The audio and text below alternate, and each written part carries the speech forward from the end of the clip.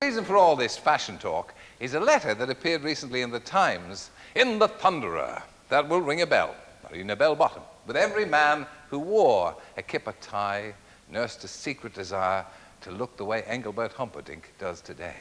And it said, "Sir, I've been made to feel old, not by physical deformity, but by the vagaries of male fashion. Boys in 3A have poured scorn on my kipper tie," it could have been ketchup, "and my flared trousers.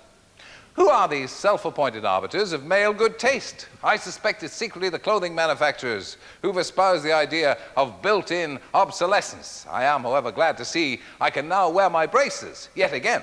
Yours unfashionably, C.L. Kirsch, Headmaster, Wellington School, Bevington, Wirral, Merseyside." So let's meet, complete with the flares and the kipper tie, Mr. Kirsch and the Rotters from 3A. They're over here.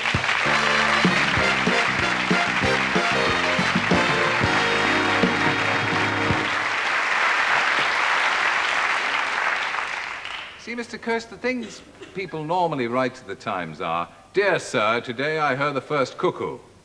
And that's what we expect. I mean, why write to the Times about? Why draw attention to yourself and your lack of sartorial excellence? Well, I felt I needed to protest. I don't see why young people should criticize their headmaster's dress, and I thought, let off steam in the Times, why not? Yes, but I mean, have you ever thought of your dress sense or lack of it before now? Has it ever impinged? Not really, no. Clothes bore me. I'm not really interested in clothes at all. If something gets tatty and so on, I just go to Marks and Sparks and take something to replace it. I mean, this jacket I got on here is at least 30 years old, and then I inherited it from my brother. It turned very well, though. Very nice. And I mean, how do you mean when things... Oh, you got the patches on it. How do you mean when things get... How long does it take before you discard something? How many years? 30? Well, I don't know. I mean, my car, for example, I got a Mini, it's 10 years old, and one of the boys said it looks as if a bomb had dropped on it. So I've decided I think I better change it. I make things last. I like to buy good things and then make them last. How important are clothes in your life? Not very. No. But have you yet...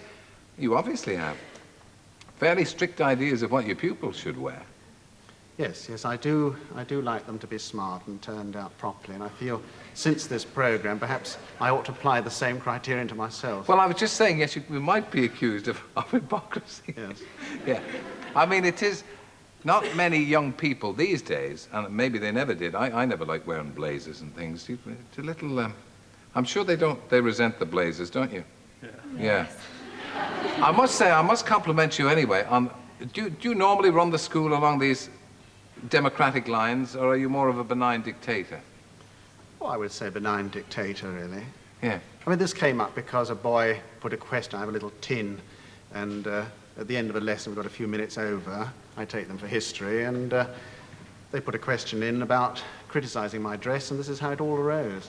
Well, I'll ask them. That's Steve, Kirsty, and this is Paul. Yeah. Welcome, or thank you for coming. Good. On an old-fashioned show like this. It's good to see you. I mean, who was it that made this? Was it you? It was me, You that was very brave. You stuck the suggestion in the suggestion box. What did you say? Well, I just said we all think your flurry trousers and your kipper tie are really trendy. That's like sarcasm. Yeah. And, Flurry trousers. Yeah. Is that what you call him? Yeah, Flurry Chris, we call it. Flurry Chris. Oh, I haven't heard that before. Oh, yeah. That's you expelled anyway. Yeah. I mean, do you have corporeal punishment in the school? Oh, yes. We still believe in the old-fashioned punishments.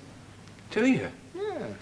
So you're an old-fashioned man, then. You're old-fashioned about clothes and old-fashioned about education and discipline and how the good old-fashioned virtues, I don't think they change. Yeah. Why do you think it matters what your headmaster looks like, Kirsty? Because he's got to impress the children and show them what they've got to wear and how they're to address themselves. And if he's doing it old-fashionedly, then we won't really know what to do. Do you think he's letting down the school the way he dresses? Well, yes, I suppose so, yes. I think so. Steve, how would you like to see him dressed, Steve? I'd like to see him dressed a bit more modern than he is now. I mean, he's living 20 years into the past. Do you mind me asking you to stand up, just what is 20 years in the past? Well, there's the kipper tie, which everybody's talking about. The tie is too wide. Give us a brief criticism. What's wrong with this man? Well, These shoulder pads, the height of untrendiness. Are they? Green shoulder pads with a tweed jacket doesn't go. Yeah, what? And hardly anyone wears these aren't usually as wide as he wears them, but no one wears wide trousers at the bottom. No.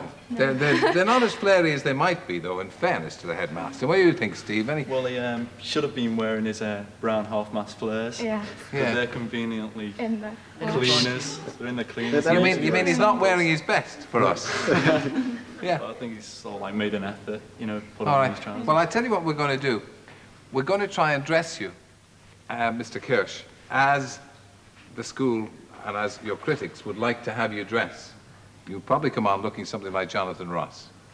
And whoever she is. Now, we'll see how you are at the end of the show, and we'll also see what your pupils think. Okay, would you be willing to? And we'll have Jeff Banks, who's a fashion expert, come in and say what he thinks. Okay? Right. Thank you all for joining us. For the moment, then. Thank you. Now, Mr. Kirsch goes off to get some new threads with Street Cred. We'll have some music from a young lady who they tell me was born but a scant 150 yards from this theatre. She really is a local girl who's made good. And she was part of a band called Cold Crew Cut. They had a hit with Doctoring the House, and now she's embarking on a solo career with The Only Way Is Up. Welcome, Yaz and the Plastic Population.